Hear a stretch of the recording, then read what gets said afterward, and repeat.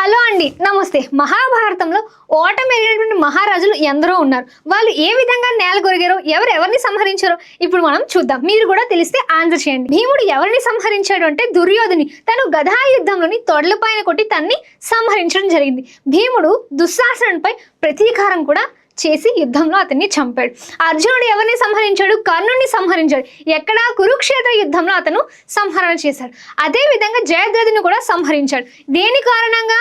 అభిమానిని సంహరించినందుకు దానికి ప్రతీకారంగా దృశ్యధుముడు ద్రోణాచార్యని సంహరించాడు. యుద్ధంలోని ద్రోణుని శిఖండిగా అడ్డుపెట్టుకుని తన్ని సంహరించాడు. అర్జునుడిని భీష్ముడు బాణాలతో తను పడగొట్టడం జరిగింది. మరి సహదేవుడు తను శకుని యుద్ధంలో చంపాడు. అశ్వత్థామ ఉప పాండవుల్ని తాను నిద్రపోతున్న రాత్రి సమయంలో సంహరించాడు.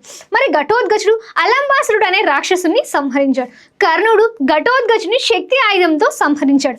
మరి సత్యకి ఉన్నారు కదా, తను భూరిశ్రవుని సంహరించాడు.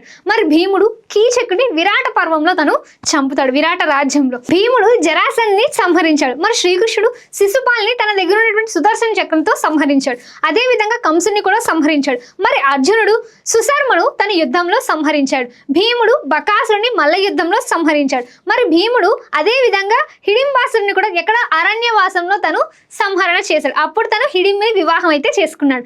ఇప్పుడు మనం రాజుల గురించి తను ఎవరిని సంహరించారో తెలుసుకున్నాం కదా. ఇలాంటి మరిన్ని అప్డేట్స్ కోసం మన పేజ్ని ఫాలో కొట్టండి, మన ఛానల్ని సబ్స్క్రైబ్ చేసుకోండి. Thank you.